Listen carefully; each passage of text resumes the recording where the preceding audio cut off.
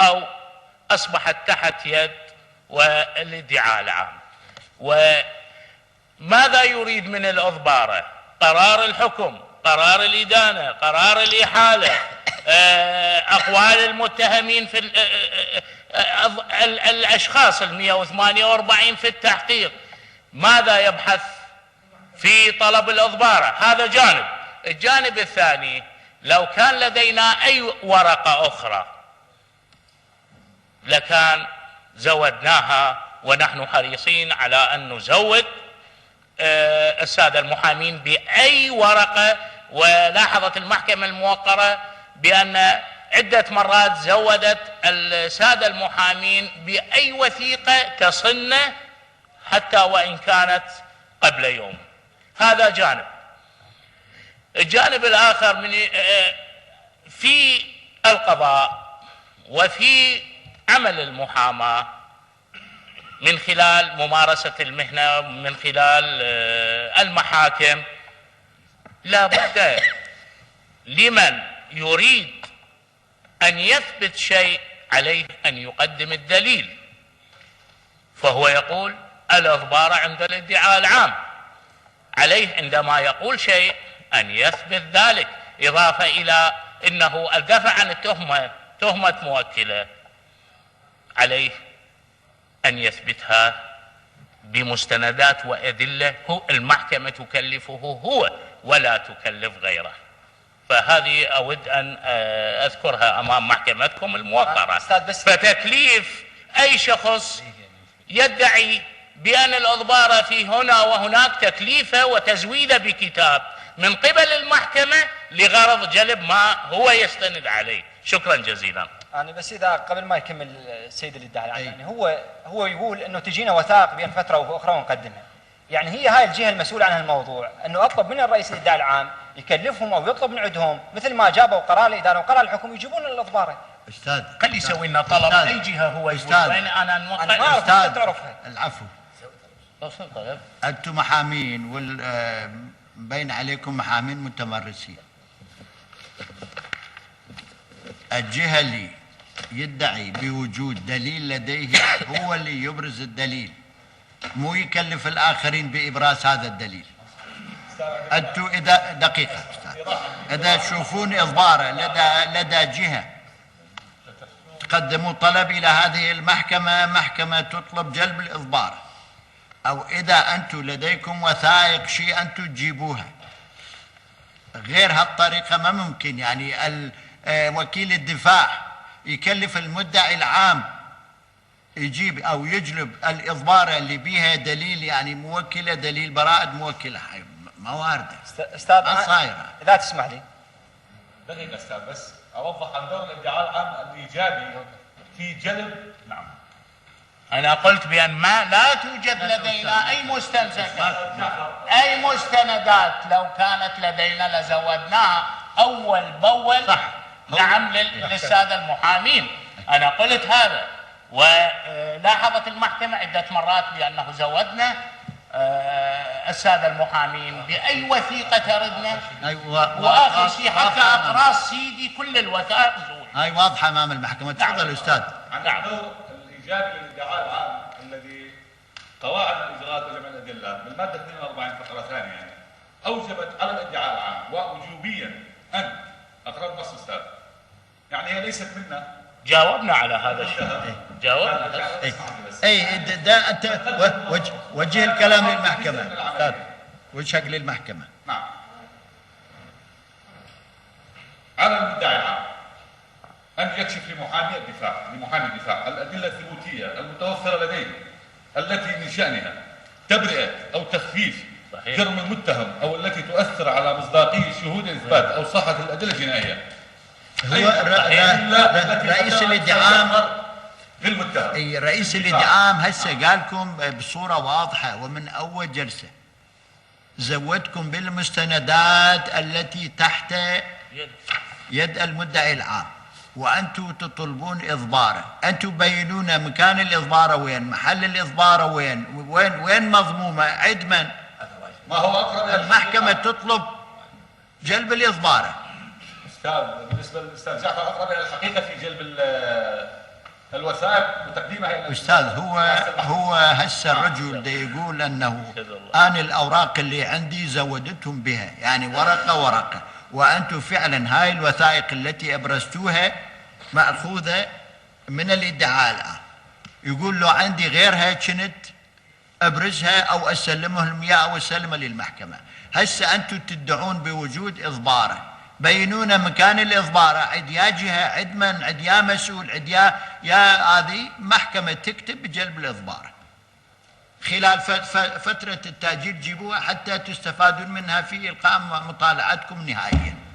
اي استاذ انا بس خلصت استاذ؟ لا راح اتخلص استاذ، بس يعني نطلب من السيد رئيس الدعم يساعدنا يحدد لنا الجهه اللي زودتها بقرار الادانه، اسمع لي استاذ، بقرار الادانه وبقرار الحكم، من الجهه اللي زودتها؟ استاذ اذا ممكن مشتكين ومحكمه التحقيق، محكمه التحقيق أي. صار لها زود. سنه ونص تشتغل وانت محامي ما قدرت تراجع محكمه التحقيق وتباوع المستندات والافادات. من اللي زودهم اياه استاذ؟ بس الجهه يحدد نعم اياها. الجهه كذلك هناك شهود، هناك مشتكين، نعم جلبوا لنا وثائق، وهذه الوثائق صورناها انطيناكم نسخ منها بعدد المتهمين. استاذ خلي ننهي هاي المناقشه البيضنطيه، الله يخليكم، هاي بلا هذا. ماشي استاذ ماشي.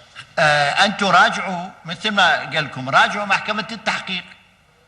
لدى محكمه التحقيق علم بمكان الاضباره او الجهه التي تحتفظ بالاضباره. اذا عن طريقكم او عن طريق رسمي قدموا الطلب الى المحكمه خلال فتره التاجيل، احنا نطلب جلب الاضباره وخلصونا يا اساتذه. انتهيتوا؟ لا استاذ بعدني بس خاف موكل يمكن عنده. ما يخالف. لا خلي اذا انت خلصت يلا. لا بعدني استاذ. يلا بعد ما يكمل.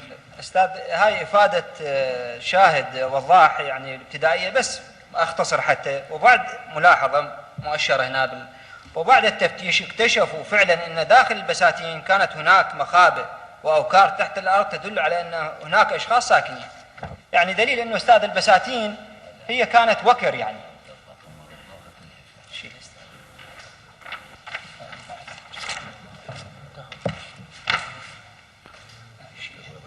إذا أنت الأستاذ مفروض بك تحدد الأشياء الخاصة بدور موكلك في موضوع المحاكمة والحكم على المتهمين. هو أستاذ أنا أكيد بس على هاي النقطة. لا تجي على غير القضايا وشغل نفسك بها. لا. أنت يعني ركز جهدك على بالنسبة لموكلك، مو المسائل الأخرى اللي ما متعلقة لا بي ولا بمهنتك. إن شاء الله.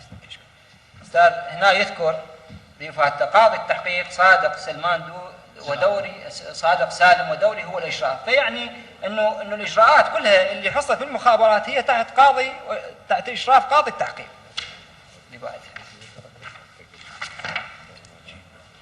ولم يتعرض أي من الموقوفين إلى الموت أثناء تواجدي هناك، كما لم ألاحظ تعرض أحدهم إلى التعذيب الجسدي. هذه إفادة من العفو؟ هذه بس هذه إفادة من؟ هذا وضاح الشيخ. زين انتم طعنتوا بها ورفضتوها وعدم الاخذ بها من قبل المحكمه، فكيف انا احكي عن موكلي، انا احكي عن موكلي، اما الاخرين انا احكي عن موكلي. نلفت انتباه المحكمه الموقره على هذا الموضوع. اعتراض مقبول، اعتراضك مقبول. انا احكي على موكلي، اما الاخرين يعني اعتراض السيد مدعي العام مقبول، ما دام انتم طعنتوا باصل شهاده هذا الشخص. انا ما طعنت استاذ، لا اني ولا موكلي استاذ. انت امام محكمه، انت كنت رئيس المحكمه قاعد هالشكل ومتراهي وهيك، من كيف تقدر تحكي؟ اخذ اذن من رئيس المحكمه. وكيلك دا يحكي، انت منا كل دقيقه تقاطع المحكمه بهذا الاسلوب، ما ممكن يا سيد، ما ممكن. اي استاذ بس ملاحظه، يعني لا اني ولا موكلي طعنا بهاي، فارجو. نعم. لا اني ولا موكلي طعنا بهاي الافاده، فارجو يعني ملاحظه ذلك. اي استاذ بس تعليق على هناك اسئله لا تتعلق موضوع اثارها المدعي العام والمحامي بالحق الشخصي، كيفيه تشكيل محكمه الثوره وعملها. اود ان اوضح ان المتهم لم يكن اول رئيس محكمه الثوره، سبق انشغل هذا المنصب عدة من رؤساء المحاكم مدنيين وعسكريين، أن الأعضاء العسكريين منهم من الضباط الحقوقيين، وأن المحكمة مشكلة وفق قرار مجلس قادة الثورة آنذاك الذي يحدد عادة صلاحيات المحكمة واختصاصاتها، وأن مثل هذه الأسئلة لا توجه إلى رئيس المحكمة لأن رئيس المحكمة ينفذ القانون. ملاحظة أخيرة أستاذ أختم حديثي بها، لم تجري في أي دولة من دول العالم أن محكمة تحاكم محكمة، فلا يجوز ذلك، لأن معناه هذا أن القضاء لا يستقيم ولا تثبت أحكامه. والسلام عليكم. أستاذ بس عندي مداخلة صغيرة. نعم أستاذ. مداخلة صغيرة بس توضيح. أي أستاذ احنا كلنا نعلم بأن الحادث حصل ب 8/7/82. زين. ومن خلال هذه الأوراق التحقيقية ثبت بأن التحقيق أجري من قبل قاضي تحقيق المخابرات في الشهر الرابع عام 84، يعني بعد سنتين. يعني بالنسبة يثبت صحة القول اللي قال موكلنا أستاذ برزان بأن مدير الأمن العام هو اللي تولى التحقيق، وعندما نقل إلى المخابرات نقل التحقيق معه إلى جهاز المخابرات. بس للتوضيح هذه. اي انت هاي النقطة خليها احد النقاط في مطالعتك النهائية ان شاء الله. اي شكرا. عندك شيء اخر؟ سيد رئيس المحكمة، انا اكدت اكثر من مرة اطلب الحماية من هيئة المحكمة ومن جنابك. نعم. اطلب الحماية القانونية. اي. موضوع الإضبارة سيدي موضوع مهم. الإضبارة اخفيت عمدا قصدا مع سبق اصرار نيل منه. الإضبارة يعني موجودة، خذوا منها قرار الحكم، قرار الإدانة، والباقي شققوه أو ضموه، لأن هو نفس الشهود. سيدي اسمح لي بس خلنا نكمل. الشهود اجوا قدام المحكمة قالوا احنا حصلنا على قراءة الحكم وحصلنا على شهادات الوفاة من جمعية السجناء الأحرار، هذه هي اللي سيطرت على الوثائق، وهذه جهة من واجهة من واجهات الأحزاب اللي معادية للنظام السابق. فمن خلت الإضبارة أخفت المفيد لي وقدمت ما يضرني. فاللي أرجوه سيدي منك أن تكون بهالصورة. أما الجهة اللي قدمت قرار إذا تقدم الإضبارة للمحكمة وبالتالي تكون فعلا يعني هي تريد العدالة، أما إذا أخفتها فمعناها تريد النيل مني. لأن بالإضبارة سيدي أكو اعتراف للمتهم، أكو الأدلة، أكو مرافعة أصولية، فهذه إخفاءها والقصد النيل مني. هذا اللي أطلب من سيادتك ومن هيئة المحكمة. عن طريق وكيلك قدم طلب للمحكمة تثبت بهاي النقاط وبين الجهة المحكمة راح تطلب. شكرا. بس بينوها بشكل يعني الجهة لأن سيدي تثبتوا النقاط. موكلي ما يقدر يحصل على الوثيقة، لأن هاي الدولة المفروض تطلعها. خلي وكيلك يقدم طلب يثبت هاي النقاط ويحدد عندما الإضبارة بيا جهة المحكمة راح تطلب من الجهة جلب الإضبارة. نعم أستاذ الشيخ.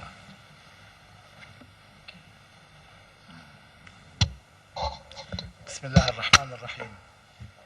أحب أن أوضح أن هيئة الدفاع ليست هيئة واحدة، أن هيئة الدفاع تخص متهمين 8، فمنهم متهم لديه أكثر من محام، وبعض المتهمين لديهم محام واحد، فما يطلبه أحد وكلاء المتهم لا ينسحب على بقية المتهمين.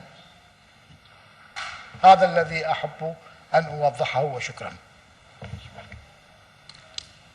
سيد عام بقى عندكم شيء؟ لا أستاذ ما عندنا شيء. أنت عندك شيء آخر يعني؟ أي بس أنت مشكلتك الإضبارة. والله سيدي عن هالطريقة أنا أمانة في أرقابكم، أمانة في رقابكم أنت وأعضاء هيئة المحكمة، فأريد العدالة وأريد الإنصاف إن شاء الله. إن شاء الله. موضوع الإضبارة إن شاء الله. موضوع الإضبارة وثيقة رسمية تفيدني تحميني، إخفاءها مع سبق الإصرار هو القصد من الإضرار بي. فأرجو من سيادتك ومن أعضاء هيئة المحكمة أن تخلون الله بين عيونكم وتفهمون ليش أخفيت الإضبار، ليش أما تجي الإضبارة وبالتالي تطلعون عليها أو تعتمدونها، هذه مقصودة النيل مني. مثل ما أوضحنا حددونا قدمونا طلب تحريري، الجهة التي لديها الإضبارة المحكمة راح تطلب جلبها للجلسة الجاية، وأطلب مقابلة محامية حتى أتفاهم معه على تقديم الطلب. احنا كل مرة قايلين، يعني كل مرة قايلين ورا المحاكمة يجي. والله سيدي ما جاء أنا. وعلم المحكمة هو هم يلتقي بيك، مو بس هنا، هم برا هم يلتقي. سيدي والله ما مانعين. 3 أيام. منو اللي منع عنك المواجهة؟ 3 أيام ما تواجهنا وجه وجه. ما يخالف، ما يخالف. 3 أيام هنا ما شفنا. ما يخالف. عندكم شيء بعد إكمال مناقشة المتهم ترفع الجلسة وتؤجل الدعوة إلى يوم 12/4. سعد العفو، عندنا انتخابات يوم 12/4. نعم. انتخابات نقابة المحامين ما نقدر انتخابات ايش؟ انتخابات نقابة المحامين استاذ. الخميس القادم راح تكون انتخابات نقابة المحامين. قالوا 13 و14. يعني ما يريد يتفرغ يوم 13 لانه يوم 13 استاذ موعد الانتخابات. استاذ عندنا يومين عطله، الاحد والاثنين. الاحد والاثنين عطله.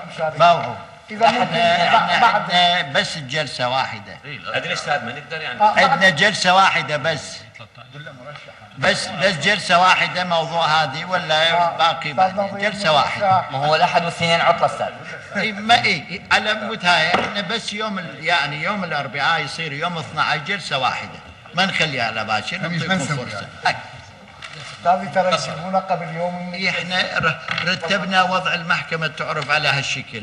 خلي على الاسبوع اللي بعده. لا المدة الخبراء اللي احنا قايلين يعني موضوع هذه يوم 12 من نأجلها يعني الى يوم الثاني او هذه نعطيكم فرصة بس 12 خلونا وما نتأخر بالمحاكمات هم بينا.